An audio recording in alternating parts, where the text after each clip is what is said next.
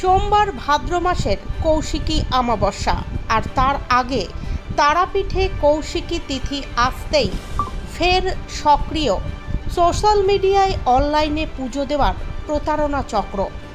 ধর্মবিশ্বাসী মানুষরা পুজো দেওয়ার জন্য হাজার হাজার টাকা পাঠিয়ে প্রতারিত হচ্ছেন। আর এই বিষয় নিয়েই বেশ কয়েকদিন আগে তারাপীঠ মন্দির কমিটির তরফ থেকে সিউড়ি সাইবার ক্রাইমে একটি অভিযোগ দায়ের করা হয়েছিল।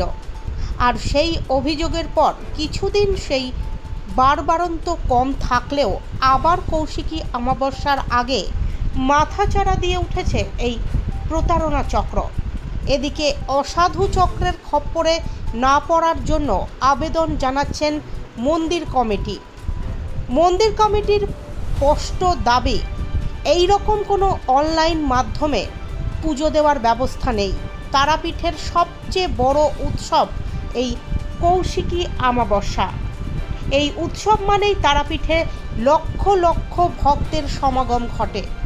প্রত্যেক বছর এই অমাবস্যা তিথিতে কয়েক লক্ষ মানুষের সমাগম ঘটে। এই বছরেও তার অন্যথা হবে না। আর সেই কারণেই ইতিমধ্যেই প্রশাসনের তরফ থেকে গোটা তারাপীঠ চত্বরকে কড়া নিরাপত্তা বলয়ে মুড়ে ফেলা হয়েছে। আর এই সুযোগকে কাজে লাগিয়ে বেশ কিছু অসাধু ব্যক্তিরা নিজেদের চক্র চালিয়ে যাচ্ছেন। কেউ আবার দেবীর নামে ওয়েবসাইটে অ্যাপ বানিয়ে বিভিন্ন রকমের পুজোর ডালার দাম নির্ধারিত করে দিয়েছেন। একটা ইংরেজিতে লেখা রয়েছে বুক, আর সেখানে ক্লিক করলেই বিভিন্ন পুজো দেওয়ার তালিকা খুলে যাচ্ছে।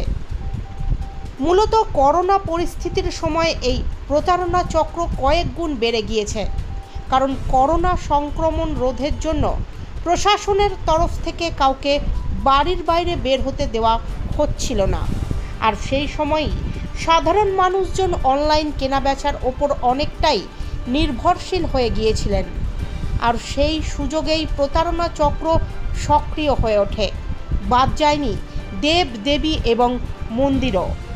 তখন থেকেই রাজ্যের অন্যতম পর্যটন কেন্দ্র বিশেষ করে তারাপীঠের মতো এলাকায় প্রতারকদের জাল বিস্তৃত হয়েছে। ব্যাপারটা হচ্ছে, এই ব্যাপারে আমাদের মন্দিরের নিজস্ব কোনো অনলাইনে পুজো ব্যবস্থা নেই, বা কোনো রকম মন্দির কমিটি থেকে এইগুলো দেওয়া হচ্ছে না। আমরা প্রত্যেকে বলি যে চিরাচারিত প্রথা অনুযায়ী এখানকার ভক্তদের প্রত্যেকের কিন্তু পরিচিত সেবায়িত আছে।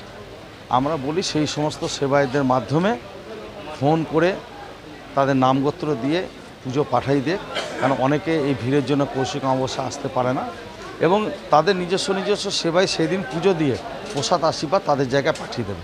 আমাদের কিন্তু তারাপীঠে এই সিস্টেমটাই যে পরিচিত সেবায়তদের মাধ্যম দিয়ে কিন্তু পুজো সম্পাদন করে আসছে বছর পর বছর ধরে। ইদানিং দেখছি কিছু অনলাইনে পুজোর ব্যবস্থা করে, কিন্তু কোনোভাবে কিন্তু মন্দির কমিটি এর সাথে জড়িত নয়। হ্যাঁ, এটা ভুয়োই তো হবে, কারণ আমরা মন্দির কমিটি যেখানে জড়িত নয়। কারণ আমরা একটা জিনিসের ওপর জোর দিই যে পরিচিত সেবায়তদের মাধ্যমে আপনারা পুজো পাঠান। এটা বারবার ভক্তদেরকে আমরা সচেতন করছি, কারণ আমরা ভুয়ো প্রচুর ওয়েবসাইট দেখছি, অনলাইন দেখছি, যেগুলো আমরা নিজেরাই জানি না। সেই জন্য সেবায়তদের মাধ্যমে পুজো পাঠান, মায়ের কাছে পুজো করবে এবং আশীর্বাদ প্রসাদ সেই সমস্ত সেবায়তরা তার ভক্তের ঠিকানায় পাঠিয়ে দেবে।